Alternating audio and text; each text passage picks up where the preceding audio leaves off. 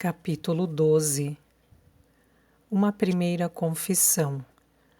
Por que esses olhos questionadores tão fixos em mim? O que eles podem fazer além de me evitar, se a noite vazia responder? W.B. Yeats. Você é muito bom, essas ilustrações são maravilhosas. Eu disse no domingo à noite, depois que Ewen foi levado para a cama. Quando eu era criança, passava muito tempo doente. Se não estava lendo, estava desenhando, explicou Thomas, com os olhos no desenho que estava criando.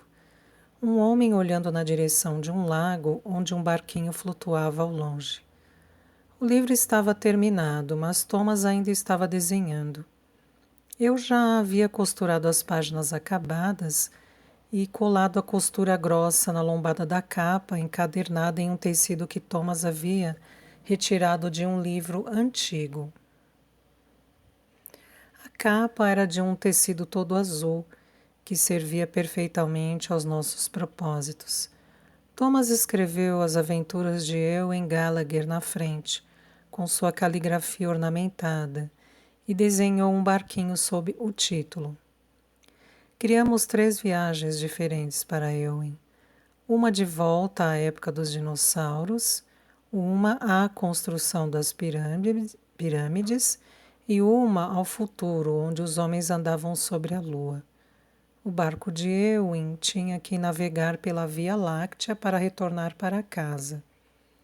E Thomas ficou muito impressionado com a minha imaginação, com a minha contribuição. Os desenhos do foguete e do viajante espacial ficaram, obviamente, visionários. Você morou nesta casa? Perguntei. Levantei-me e comecei a arrumar o espaço para que pudesse embrulhar nosso presente. Morei. Meu pai morreu antes de eu nascer. Seus olhos buscaram os meus, avaliando se ele estava me dizendo coisas das quais eu já sabia. E sua mãe se casou com um inglês, acrescentei. Sim, esta casa era dele, esta terra. Minha mãe e eu nos tornamos parte da da classe proprietária. Seu tom era irônico. Passei a maior parte da infância olhando pela janela do quarto, em que você está dormindo agora. Eu não podia brincar nem ir lá para fora. Isso me faria tossir e meu peito chiar. Às vezes eu até parava de respirar. Asma? Perguntei distraída. Sim, ele disse surpreso. Como você sabe? Não é um termo conhecido. Meus médicos chamavam de broncoespasmo. Mas encontrei um artigo em uma revista médica, publicada em 1892, que introduziu o termo. Vem do grego azein, que significa ofegar ou respirar com a boca aberta. Não comentei nada. Esperei torcendo para que ele continuasse. Pensei que se aprendesse bastante poderia me curar, já que ninguém parecia capaz de fazer isso. Eu sonhava correr pela estrada, correr e nunca mais parar. Sonhava com hurling e luta. Sonhava com um corpo que não se cansasse antes de mim. Minha mãe tinha medo de me deixar ir para a escola, mas não brigava comigo nem ditava o que eu deveria ler ou estudar. Ela até perguntou para o Dr. Mostyn se eu podia olhar seus livros de anatomia quando mostrei interesse. Eu os lia e relia. E às vezes o médico se sentava comigo para responder às minhas perguntas. Meu padrasto contratou um tutor e eu gostava dele também. Ele mandou buscar revistas médicas e, entre desenhar e ler Wolfe Tone e Robert Emmet, me tornei um pouco como um especialista médico. Você não está mais doente. Não. Eu gosto de pensar que me curei com doses regulares de café, que ameniza os sintomas logo em seguida. Mas, além de me manter afastado das coisas que parecem acentuar as crises, como feno, certas plantas, fumaça de cigarro, Acredito que tenha superado isso. Quando eu tinha 15 anos, minha saúde estava boa, o suficiente para que eu fosse para o colégio interno St. Peter em Wexford. E o resto da história você conhece.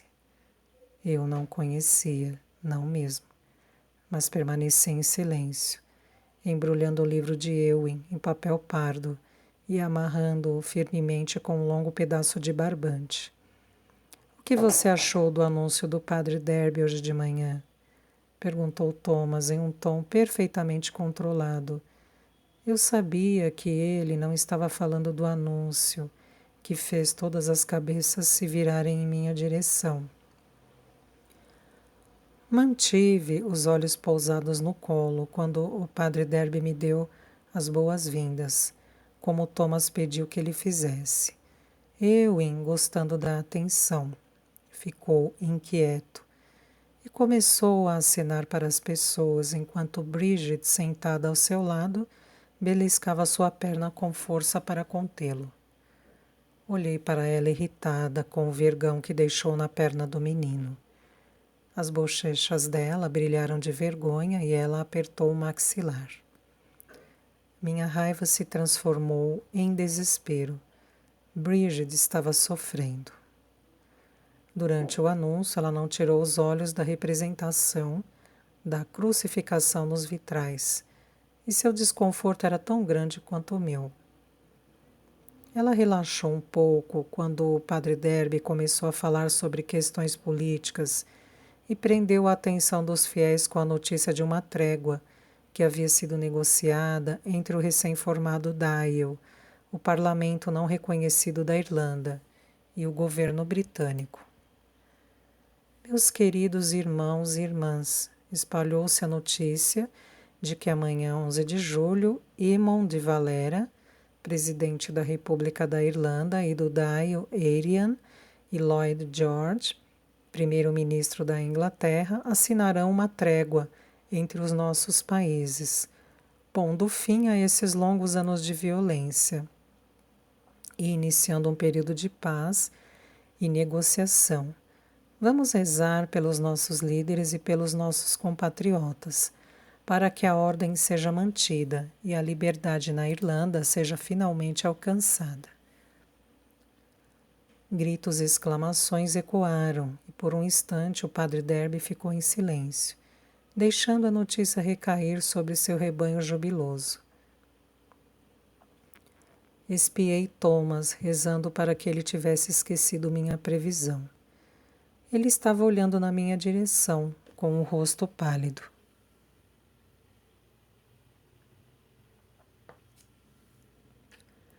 Olhei para ele por um momento e depois desviei os olhos, com falta de ar e arrependida. Não tinha ideia de como iria me explicar. Ele não tocou no assunto depois da missa, nem no jantar. Discutiu a notícia com benevolência com Bridget e depois com alguns homens que passaram para falar com ele. Debateram na sala de estar sobre o que essa trégua realmente significava, sobre a partição e sobre cada membro do exército republicano irlandês ter um alvo nas costas.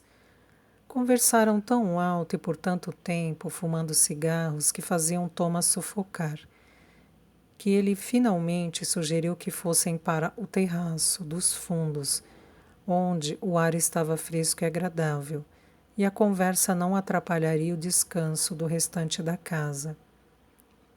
Bridget e eu não fomos convidadas a participar da conversa e, por fim, ajudei Ewing a se preparar para dormir.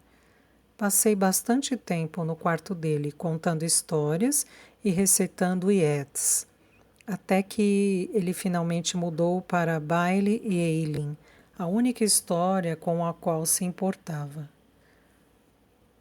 Quando fui para o meu quarto de mansinho para terminar o livro de Ewing, os homens já tinham ido embora e Thomas estava lá, sentado à minha mesa, esperando por mim.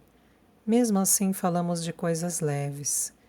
Eu sei que você não é a Anne de Declan, disse Thomas tranquilamente.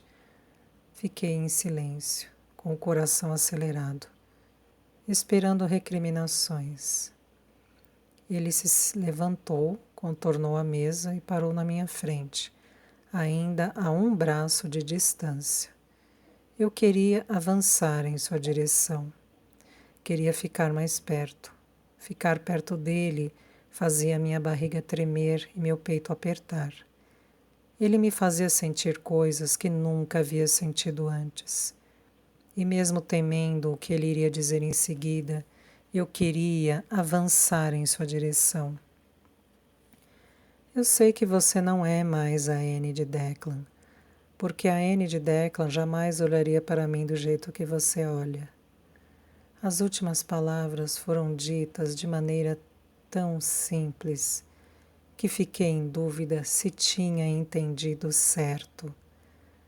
Nossos olhares se encontraram e se fixaram, e eu engoli em seco, tentando desfazer o nó na garganta, mas fui pega com a mesma certeza de quando ele me tirara do lago. E se você continuar me olhando desse jeito, Anne, vou beijá-la. Não sei se confio em você, nem mesmo sei quem você é metade do tempo, mas não consigo resistir quando você me olha desse jeito.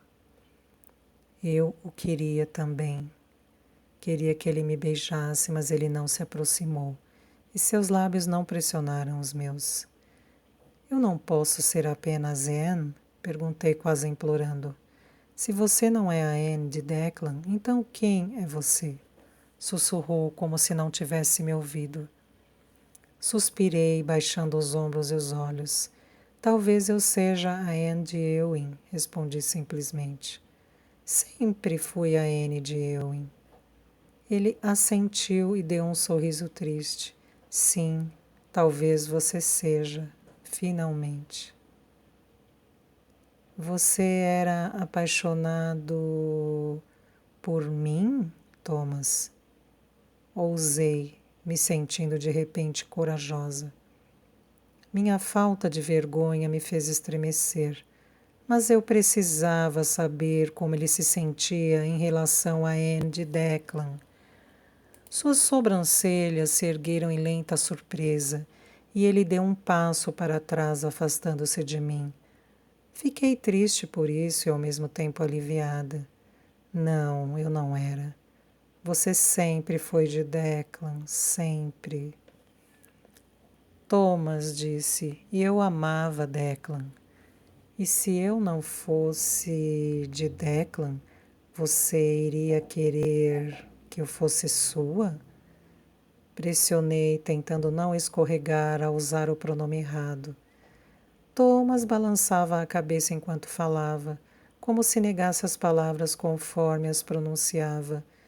Você era selvagem, você queimava tanto que nenhum de nós podia evitar se aproximar, só para aproveitar o calor. E você era... Você é tão linda. Mas não, eu não desejava ser consumido por você, não queria ser queimado. Eu não sabia o que sentir, alívio ou desespero. Não queria que Thomas a amasse, mas queria que ele gostasse de mim. E as duas coisas de repente se entrelaçaram. Declan conseguia suportar o calor, Thomas continuou. Ele amava isso, ele amava você muito. Você o iluminava por dentro e eu sempre achei que você sentisse o mesmo por ele. Não sair em defesa de Anne seria um erro. Eu não podia deixar que Thomas duvidasse dela, nem mesmo para me salvar. Tenho certeza que sim. Tenho certeza de que Anne Finnegan Gallagher sentia o mesmo. Afirmei com a cabeça baixa.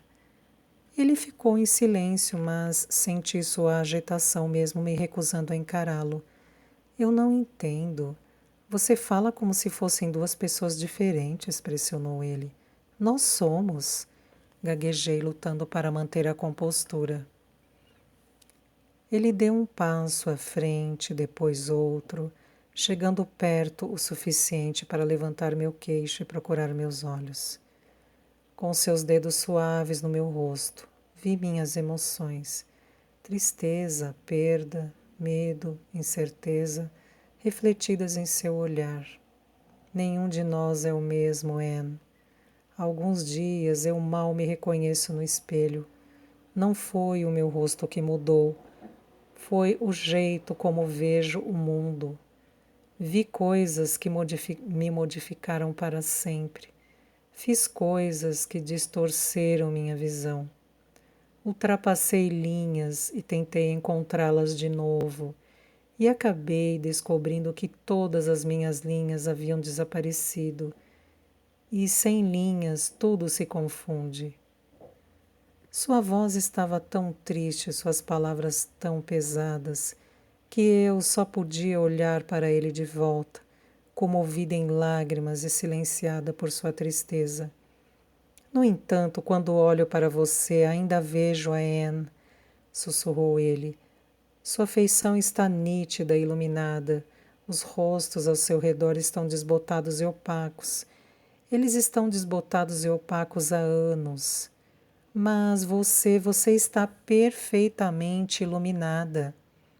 Eu não sou ela, Thomas, eu disse, precisando que ele acreditasse em mim, mas sem ousar explicar. Nesse momento eu quase queria ser, mas não sou aquela Anne. Não, você tem razão, você mudou. Você não queima mais meus olhos como antes.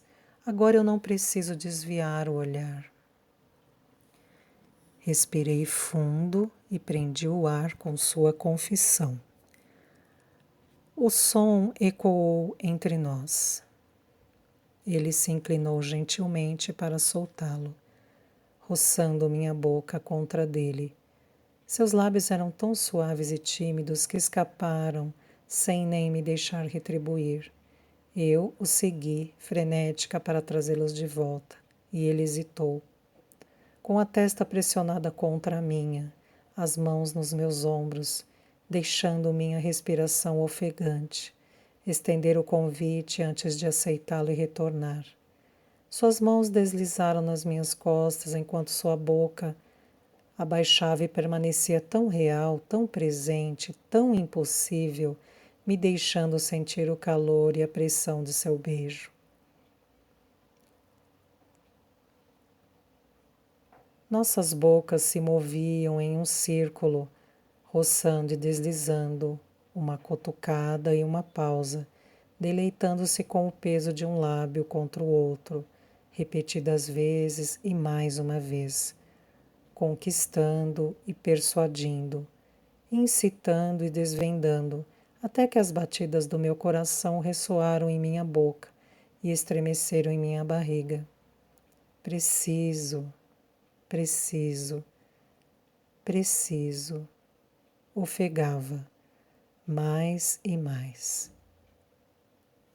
Nós dois recuamos sem fôlego, maravilhados, com os olhos arregalados, as mãos agarradas, os lábios entreabertos.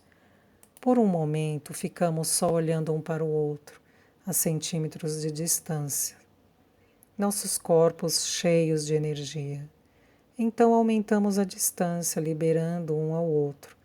O ressoar em meu peito e o fluxo do meu sangue diminuíram devagar. Boa noite, Condessa, murmurou Thomas. Boa noite, Setanta, eu disse, e um sorriso passou pelos seus lábios, enquanto ele se virava para sair do quarto. Eu estava caindo no sono quando me dei conta de que ele não pediu uma explicação sobre a trégua.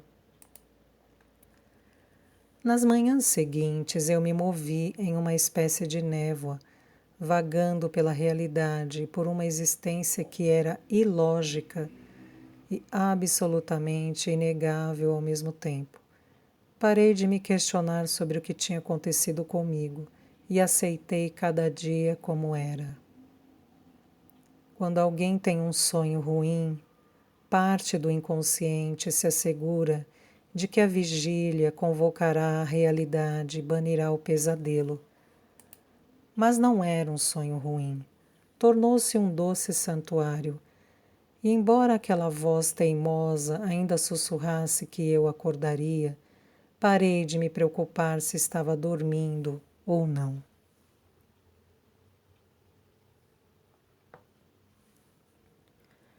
Aceitei a situação com minha imaginação de criança, perdida em um mundo que havia criado, e temerosa de que a história chegaria ao fim, e eu voltaria à minha vida anterior, onde Ewing, a Irlanda e Thomas Smith não existiam mais.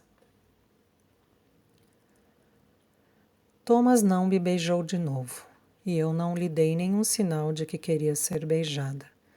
Havíamos estabelecido algo que não estávamos prontos para explorar.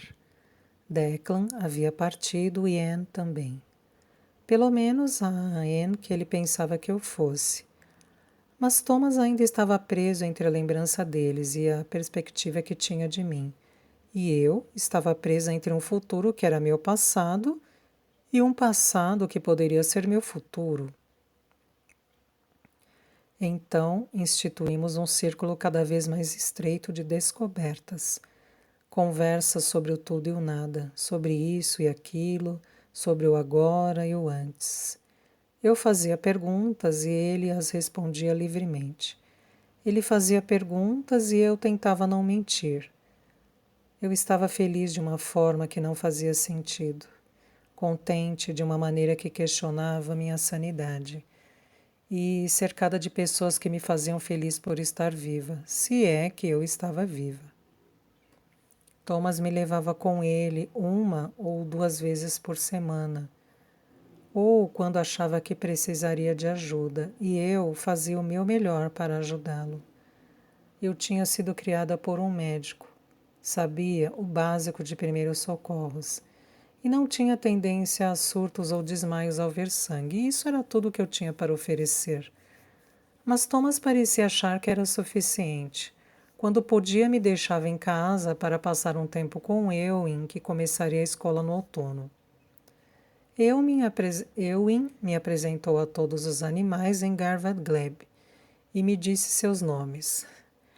Os porcos, as galinhas, a ovelha e a linda égua marrom, que estava esperando um potro. Nós começamos a fazer longas caminhadas ao longo da costa e da estrada, pelas colinas verdes e pelos muros baixos de pedra. Eu perambulava pelos campos de Leitrim, com Ewing tagarelando ao meu lado. A Irlanda era cinza e verde, salpicada, com o amarelo do tojo que crescia desordenado nas colinas e vales, e eu queria conhecê-la intimamente. Às vezes, Brígide vinha também. Primeiro porque temia que eu e eu desaparecêssemos, e depois porque parecia gostar do exercício. Ela começou a ser mais suave comigo, infinitesimalmente, e às vezes era impelida a falar sobre os dias em que era uma menina e vivia em Kiltclogger, no norte de Leitrim, me dando um vislumbre de sua vida. Ela parecia ficar surpresa que eu a ouvisse tão atenta, que me importasse com suas histórias, que quisesse conhecê-la realmente. Descobri que ela tinha 2 filhos e uma filha, todos mais velhos que Declan, e uma menina enterrada em Balinagar. Eu não tinha visto a lápide e me perguntei se o túmulo da criança era apenas um pedaço de grama com uma pedra em cima para marcar seu local de descanso.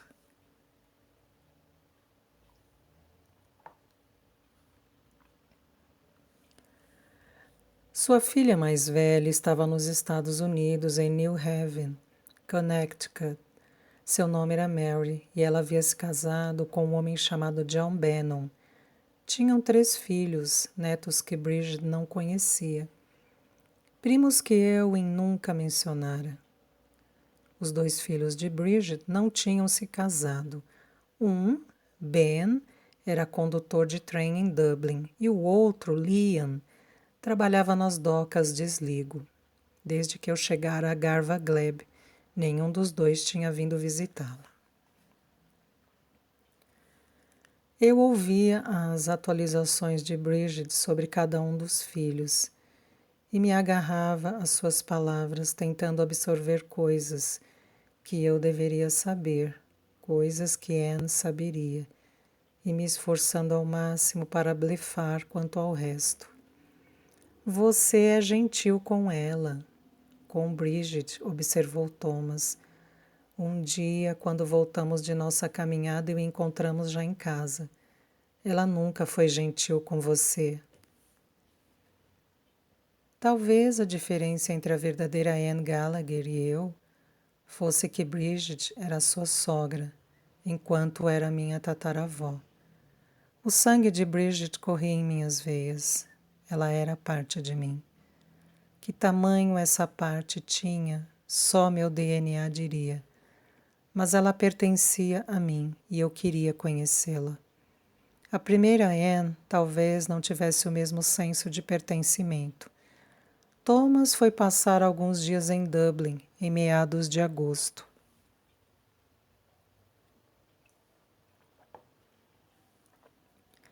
Ele queria me levar junto e eu também.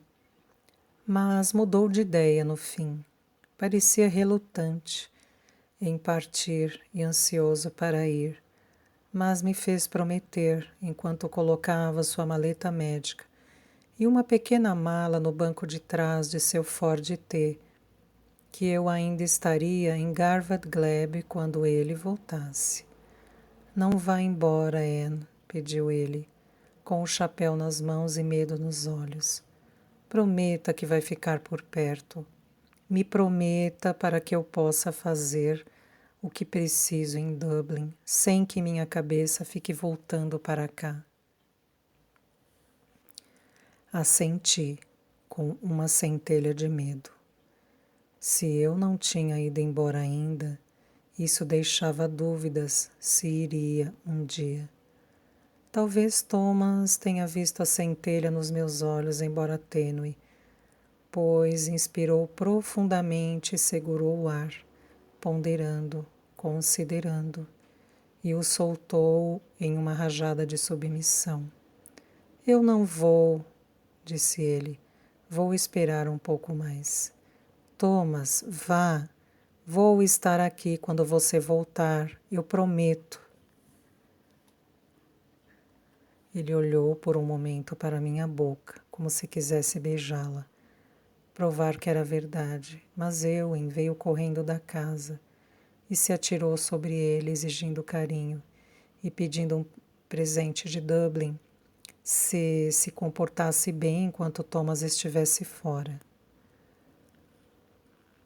Thomas o levantou com facilidade e o abraçou antes de fazer suas próprias promessas.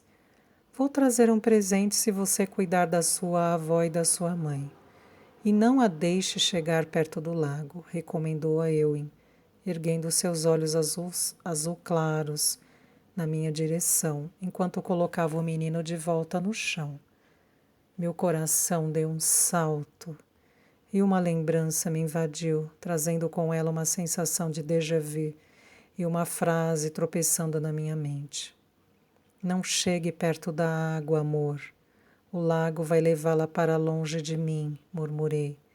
E Thomas inclinou a cabeça. O quê? Perguntou ele. Nada, apenas algo que li uma vez.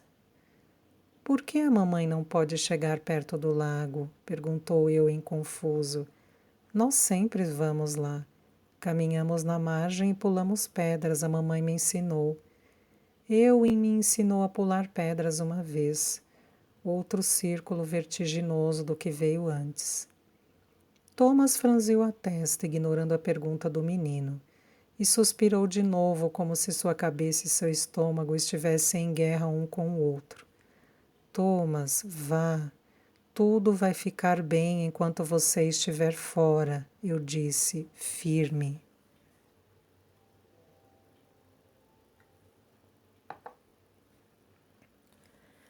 22 de agosto de 1921.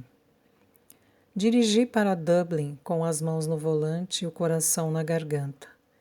Tive pouco contato com Mick, desde que de Valera voltou, e Lord French foi substituído como governador-geral.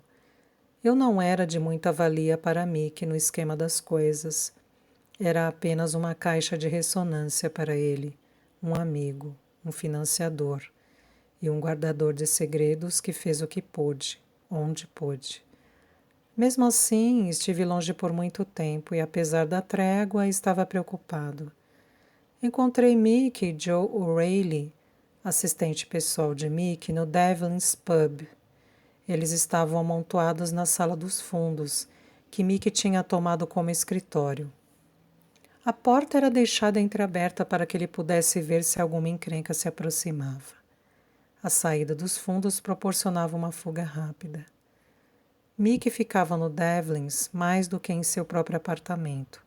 Ele raramente ficava tanto tempo em um lugar. E, se não fosse pela lealdade dos cidadãos comuns, que sabiam exatamente quem ele era e nunca disseram uma palavra, apesar da recompensa sobre sua cabeça, ele teria sido capturado há muito tempo. Sua reputação assumiu proporções épicas e eu temia que grande parte do problema com o presidente do Dial se devesse à popularidade de Mick. Fiquei alarmado quando ele me contou que De Valera, estava pensando em mandá-lo aos Estados Unidos para deixá-lo fora da luta. Eu não podia acreditar no que estava ouvindo. Mick era a luta. E eu disse isso a ele tantas vezes. Sem ele, nossa rebelião irlandesa é simbolismo e sofrimento em vão, assim como todas as outras rebeliões irlandesas dos últimos 100 anos. Joe O'Reilly concordava comigo e me perguntei pela primeira vez a idade dele. Jovem. Ele devia ser mais novo do que eu, mas o homem estava acabado. Mick também. O estômago o incomodava. A dor era tão intensa que suspeitei de que fosse úlcera e o fiz prometer que ajustaria a dieta.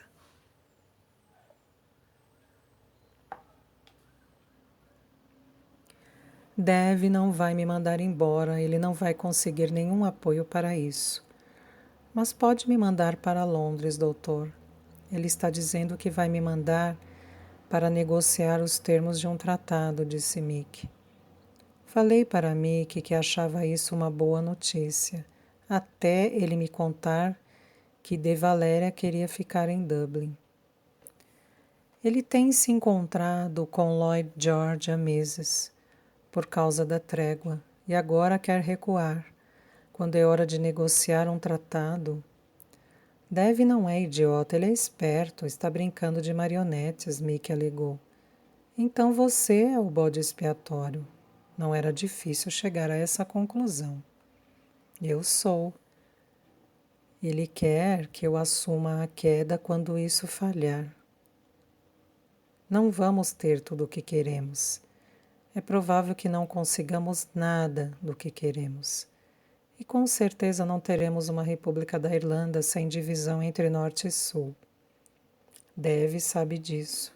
Ele sabe que a Inglaterra tem o poder de nos esmagar em um conflito cara a cara. Nós temos 3, talvez 4 mil combatentes e é isso. Ele não sabe nada sobre a estratégia que montamos.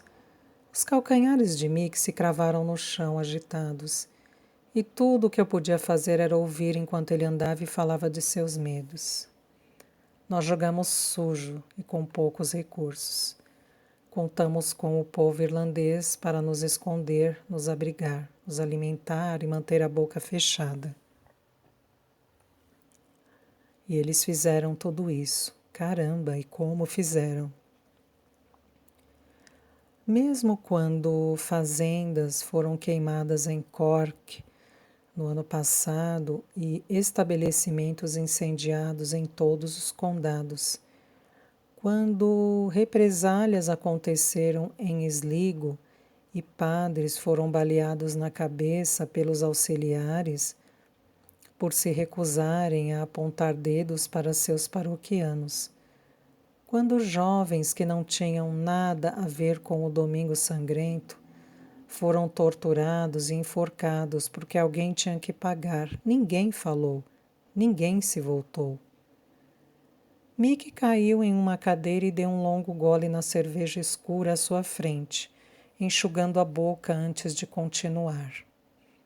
Tudo o que estamos pedindo, tudo o que viemos pedindo há séculos, é que eles saiam, que nos deixem governar a nós mesmos. Lloyd George sabe que declarar guerra total ao povo irlandês não soará bem na corte mundial. A Igreja Católica fez uma declaração de condenação às táticas da Grã-Bretanha. Eles imploraram a George que considerasse uma solução irlandesa.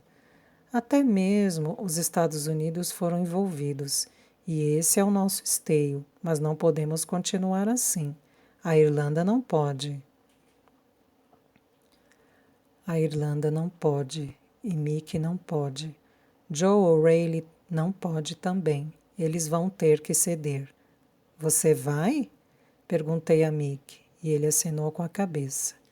Não vejo outro jeito, vou fazer o meu melhor. Seja lá o que for, não sou um estadista. Graças a Deus, disse Joe O'Reilly, dando um tapinha nas costas dele. Deve certamente não mandará você sozinho. Você sabe que Lloyd George terá uma equipe de advogados e negociadores, observei preocupado.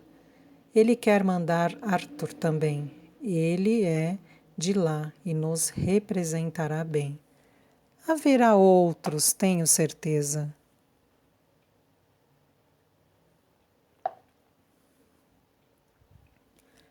Estarei lá também, em Londres.